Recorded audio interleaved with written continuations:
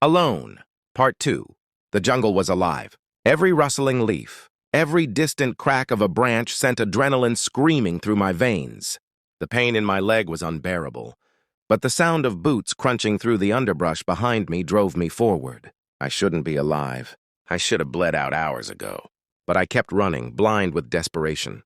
My breath ragged, my body soaked in mud, sweat and blood. Then I heard them voices. Familiar voices. My squad. I wasn't alone anymore. My captain was up ahead yelling for me to move faster. The others ran beside me, weapons clutched tight, faces smeared with grime and terror. I blinked against the rain, but something wasn't right. Their movements were too smooth, too silent. Then I looked back. Their bodies were there, sprawled across the jungle floor in grotesque stillness, limbs bent at unnatural angles. My captain stood in the middle of them, face blank, eyes locked onto mine. Slowly, he raised a trembling hand, pointing. Not at me, past me. A scream tore through the downpour.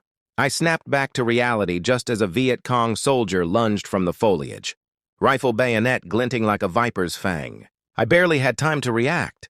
My body moved on instinct, shoving his weapon aside, but not before the blade bit deep into my palm, sending a white-hot bolt of agony up my arm. Then we fell. We hit the ground hard, rolling through the mud, the weight of him pressing down on me, his breath hot and fast in my ear. He was unscathed strong. I was battered, bleeding, barely holding on. But I wouldn't die here. Not like this. His hands found my throat, fingers tightening like a vice. My vision swam, the edges darkening. He shoved my face down, forcing my mouth and nose into the thick, suffocating muck. No, I let my body go limp. He adjusted his grip just for a second. And that's when I struck. My thumb found his eye socket and I pressed, hard. A wet, sickening squelch. His scream was inhuman, guttural. I reared back and drove my fist into his jaw with everything I had left. He sprawled onto his back, gasping, and I didn't hesitate.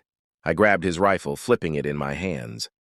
Before he could recover, I rammed the stock against his throat, pinning him to the ground.